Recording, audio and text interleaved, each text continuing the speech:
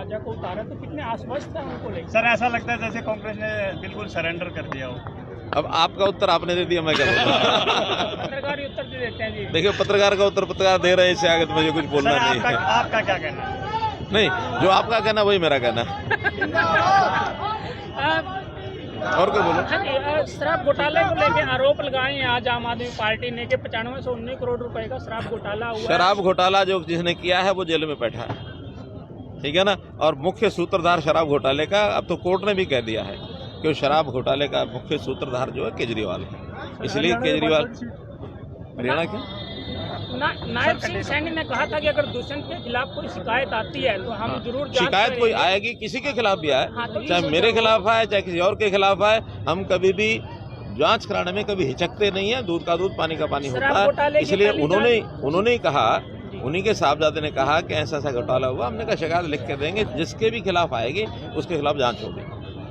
और बोलो, कांग्रेस ने जो अब कैंडिडेट्स उतारे हैं, आश्वस्त कितने हैं आप अपनी जीत को लेकर? मैं 10 की 10 सीटों के प्रति, क्योंकि मेरा पूरा हरियाणा में दौरा हो भी गया है, तीसरा राउंड चल रहा है, तो इस तीसरे राउंड के बाद मैं कह सकता हूं। और अब तो यानी पहले तो वास्तव में इस कुश्ती में मजा आ ही नहीं रहा था, लेकिन 2 दिन से अब उन्होंने चूँकि अपने कैंडिडेट घोषणा कर दी है, इसलिए सबका जो है खाका हमने खींचा है। हमें मालूम है कि कांग्रेस को कैंडिडेट्स की बात नहीं है, कांग्रेस की लीडरशिप ऐसी है कि कांग्रेस को वोट देने का किसी का मन ही नहीं करता। अगर हमारे हरियाणा में भारतीय जनता पार्टी के देश में राज लाने के लिए अगर पहला श्रेय है तो वो तो जाता है हमारे नरेंद्र मोदी, जो देश के प्रधानमंत्री, यशस्वी प्रधानमंत्री हैं। और अगर मैं कहीं लाइट वेन में कहूँ तो दूसरा श्रेय तो राहुल गांधी को ही दे दूंगा। सर, टिकटॉक घोषणा के बाद बुद्धि राजा की जो फाइल है वो खोल दी गई है। किसकी? बुद्धि राजा की फाइल जो है वो खोल दी गई। देखिए, ये पुलिस का काम है, हमारा नहीं है। पुलिस जो करेगी। उनके बारे में मैंने भी पढ़ा है कि वो पीओ हैं, और पीओ के नाते से उन्होंने जो है कभी पुलिस में पेश नहीं हुए, कोर्ट ने पीओ घोषित कर रखा है। अब पुलिस क्या करेगी, उनका काम है, हमारा नहीं। सर, केस पुराना है लेकिन अभी खुला है घोषणा के बाद। केस तो पुराना है लेकिन घोषणा के बाद नहीं, हमने नहीं खोला है, ये अपने आप लोगों ने निकाला है।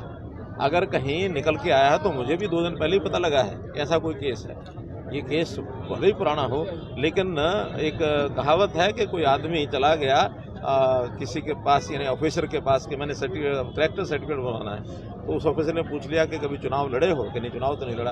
एक चुनाव लड़ जाओ, करेक्टर सर्टिफिकेट सामने आ जाएगा। ठीक है ना, तो ये करेक्टर सर्टिफिकेट आते ही है सामने।